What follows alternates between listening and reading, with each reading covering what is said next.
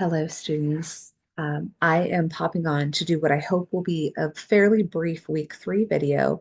There's not really anything new this week other than the feedback that you may have already gotten or will get from your dialogue assignment last week. And I hope that you'll use that feedback as you're writing your post for this week. So let's go ahead and go into Canvas together and we'll talk about that. Okay.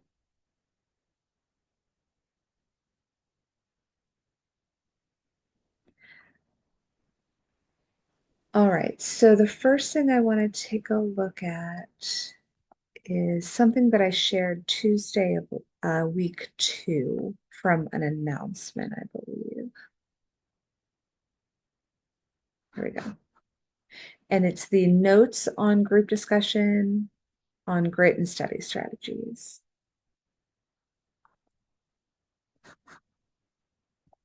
Let's see if it'll come up this way. Remember, if it ever is hesitant to load, you can always download, but I find that just giving it a few seconds, typically it'll load. Here we go. Okay, I am not going to read this to you because it is available for you to read. Hopefully, you've already read it. And if you haven't, make sure you do this before you finalize your posts for week 3.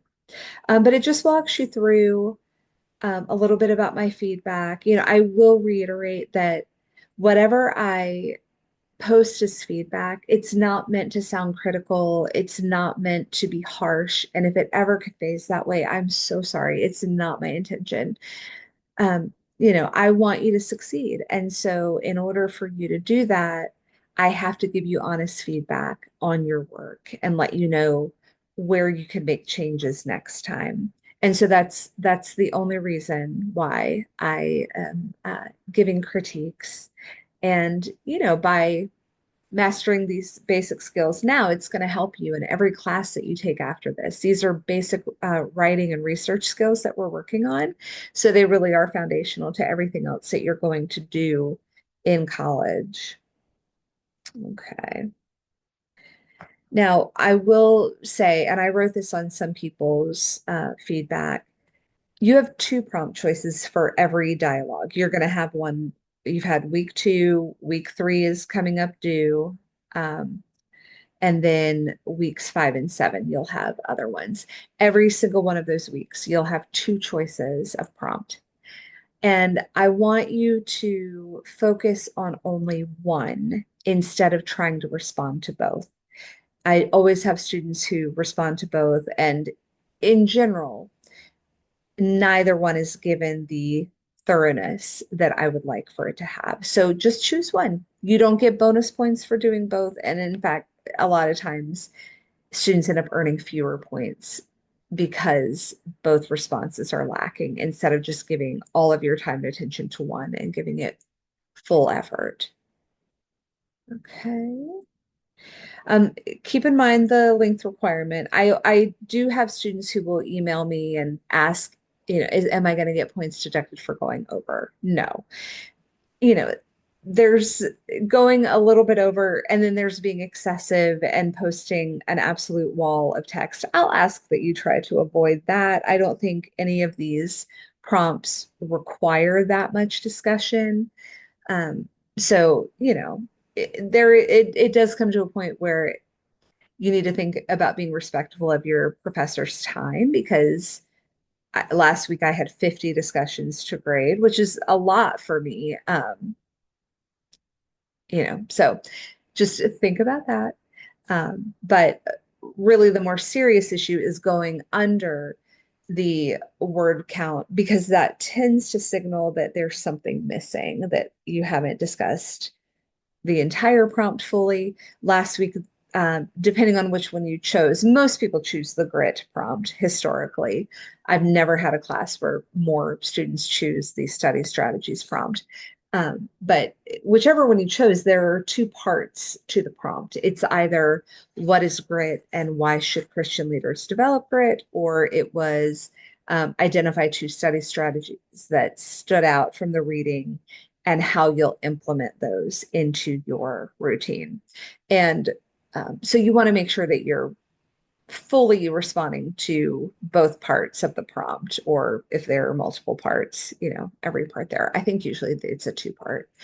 And I find, to help you and to help me, if you will divide your writing into, if it's a two-part prompt, 2 paragraphs is usually perfect. Your first paragraph would define grit using course materials to support what you're writing. That's really important. And then the second paragraph would discuss the Christian leadership aspect of the prompt, or whatever the prompt is, 1 paragraph per part. Um, and while we're on the subject, I did have quite a few students who wrote about grit and maybe looked up the definition in the dictionary, maybe found something online, but we're all going from this same base level of knowledge and all hopefully reading the same sources and watching the same videos that are posted in Canvas.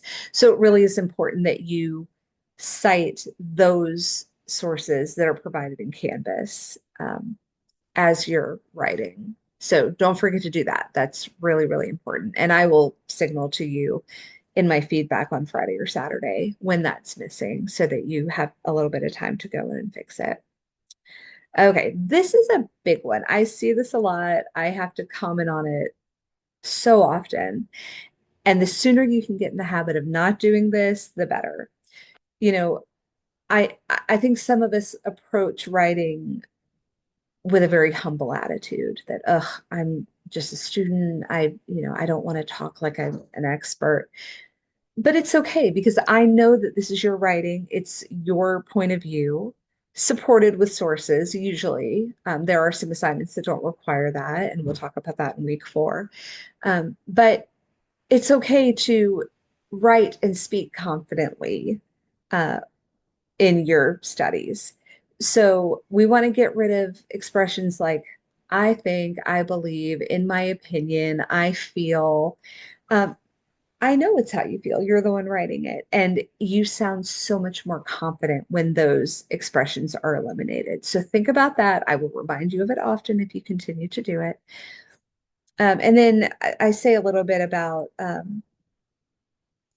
avoiding using a lot, very, really. It's not a sharp, concise way of writing. Um, for example, instead of writing, he was very angry, you could use a more vivid word choice. He was livid. His face was purple, show don't tell it. You may have heard that before. We don't spend a lot of time on that in this class, but it's something to think about because, again, your writing conveys something about you to your professors and to your fellow students and people in the world around you. And if you're a stronger writer, for better or worse, whether we think it's right or wrong, people are going to think differently about you, and they're going to think, this person knows how to convey their thoughts. They might be a person that I should believe. Uh, it's that same thing of, when you go to a job interview, you dress nicely, you dress professionally, depending on the job, but it's the same deal with writing, because sadly, I don't get to see any of you. All that I see of you is your writing online. So you want to make the best impression possible, and good word choices go a long way. Okay, last thing I'm going to say here is, this is another thing that I say a lot: avoid using second person pronouns, you, your, yours, yourself, etc., in academic writing. The exception is when you're responding to a classmate on the discussion forums. Of course, you can address your classmate in the second person because that's naturally how we do it. But when you're writing your original post, or when you're writing these other academic assignments that are due in weeks 4, 6, and 8, always avoid using any form of you or a second person pronoun. Okay. I think I've already talked about that. Okay. The MLA formatting. Really, the most important part for the discussion assignments or dialogue assignments is making sure that your citations are in MLA format. Now, I believe I spoke in the week 2 video. There's that resource in the week 2 module and it's titled Citing Course Materials, I believe. And that gives you an MLA citation for every single resource provided in Canvas for this class. So you can go in, copy, paste, and you're golden. The only other thing you have to remember to do is to put the title Works Cited at the end of your post before you put those citations. If you're using an internet source, which is fine as long as it's in addition to course material, you can use easybib.com. There are other citation builders that you can Google and find. Find a good one that works for you if you need to do that. But don't be afraid to use those resources. You live in a beautiful time when those resources are available. Maybe not too many resources, but a citation builder is absolutely fine. That's not going to get you into trouble that I'm aware of. I reserve the right to retract that statement in the future. So here's just a sample post and sources. It's funny. I did this so long ago. College Success, I don't think is one of the sources we use anymore. But anyway, they're all there in that document. Okay. I promise to keep this quick, so I'm going to try to speed along. Now, depending on when you're watching this video, I know for my fall 2024 session B students, you're getting it a little later than I wanted.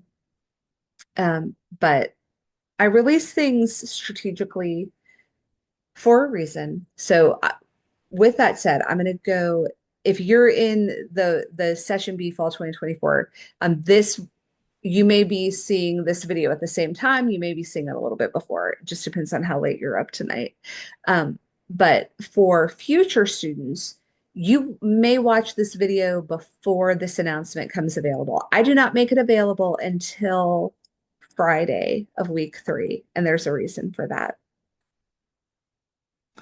I want you to see the feedback from week 2, read over that document that I just pulled up, the notes on that assignment, and then write your week 3 post, ideally, before this announcement becomes available. So let me go in and view this as a student. And the announcement, it becomes available at midnight Friday morning of week 3. Oh, of course it's not there because it's not Friday yet. What am I doing? Okay, well, you'll just have to come along with me in the teacher view. Okay, so it's titled Dialogue Assignment Self-Check, and I'll go ahead and show it to you now. So if you're watching this video early, you get a sneak peek.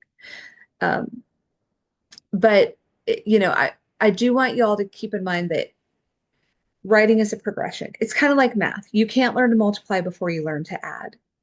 So in writing, for me, the most important thing that you need to focus on as you're writing the first time is conveying what you want to say, answering the questions thoroughly, organizing your ideas. For me, that's enough to worry about as you're writing. If you're trying to think about, oh gosh, is it organized? Have I answered everything I needed to answer? Did I misspell any words? Are my commas in the right places? That's too much to think about at one time. And I know that most of you probably just want to write one time and be done and move on with your life. And I understand that. But if you're going to become a stronger writer, you have to start thinking of it as a process where the first pass you focus on the really vitally important things. Because let's be honest, if you're not answering the questions, it doesn't really matter if all of your commas are in the right spot. I mean, it's great, but it's a huge problem, much bigger problem that you're not actually addressing what the prompt has asked. Once you've done that, and I've gone through and given you feedback, and we've figured out, okay, great. Response is good, it's solid, you've said everything you need to say, your discussion's thorough, you've cited course material, then we can go back through and worry about spelling and grammar and all of those things. The other thing that I want to say before I go through this self-check really quickly is I am one person and I cannot for every student go through, and especially when I'm like on a Friday and I'm trying to very quickly give you some feedback so you can take it and then improve on your post before everything's due on Sunday. I don't have time to read through and talk about grammar and punctuation. What I'm looking for are those major things that I want you to be paying attention to. Did you cite your sources? Uh, did you include a works cited? Because those, it sounds like the same thing. When I say, did you cite sources, I mean in the text of your response, did you use sources to support what you're saying or writing? And then did you include a work cited? Those sources that you cited in the text, did you put the citations at the bottom of your post? Um, did you answer both parts of the prompt? Did you give equal time to both parts of the prompt? Now, I believe there's one this week that is a little bit different. We'll talk about that and I'll give feedback.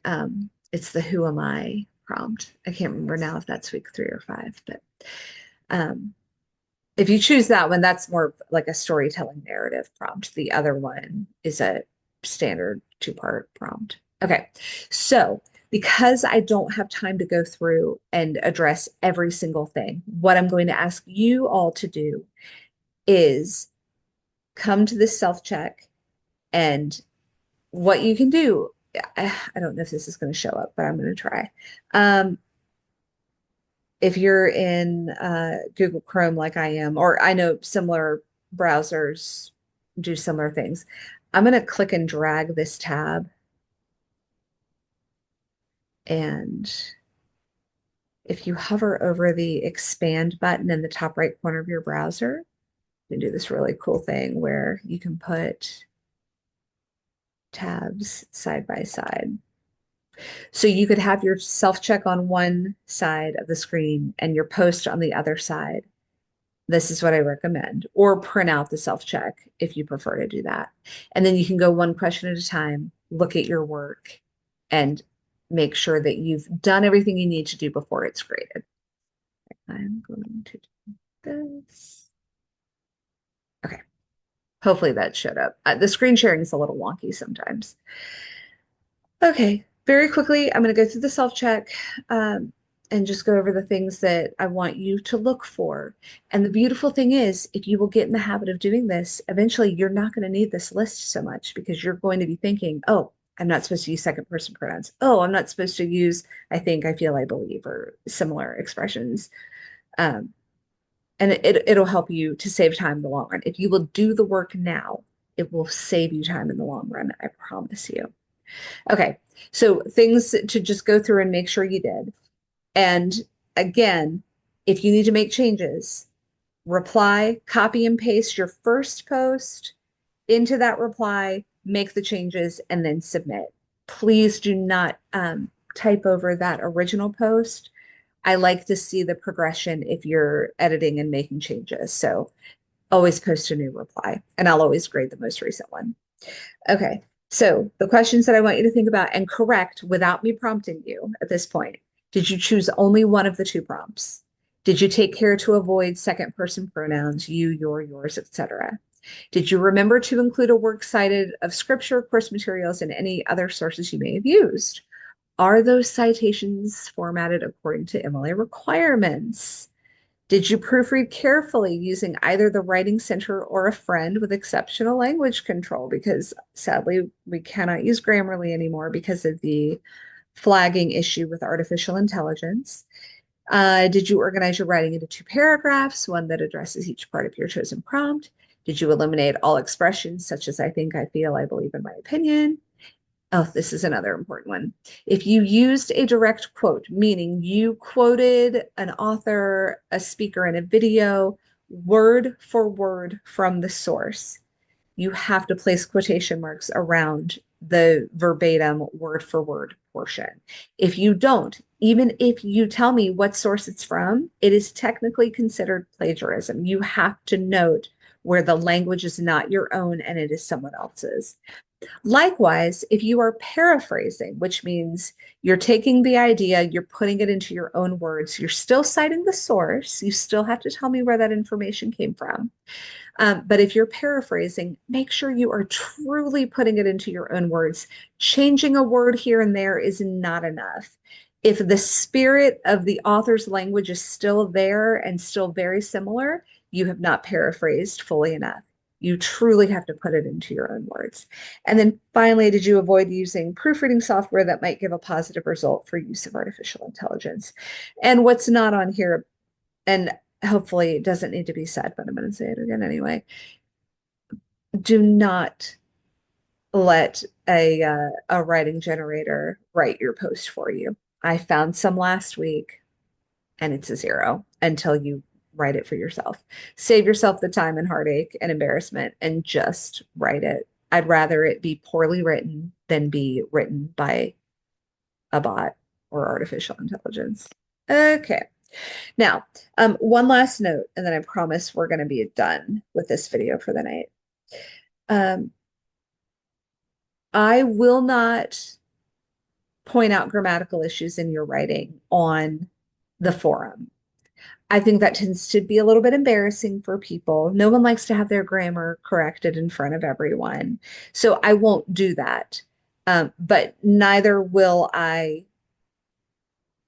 message you privately to do that. I will not address grammar until the assignment is graded. And even there, because I have so many, I don't usually get very specific in that feedback.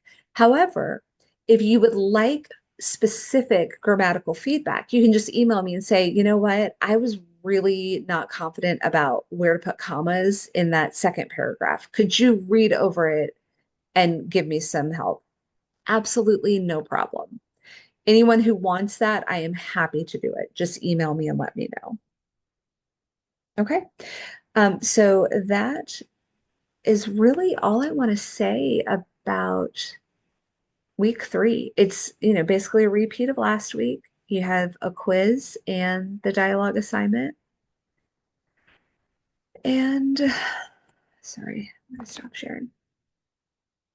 And so, if you have questions, email me, sleland@regent.edu. It's on the syllabus and it's in a couple of different places on Canvas as well. But that's week 3. So hang in there. Um, and next week will be different. I'll probably shoot that video really soon and get it posted. Try to have it posted before Monday, because the work is greater, a little more intimidating for some students who aren't confident writers. Um, so I will try to have that posted as soon as possible for my session B students. For others, it'll be there at the beginning of the course, hopefully. But anyway, have a wonderful night, day, whatever time you're watching this. It's nighttime for me. And I will see you on the next video.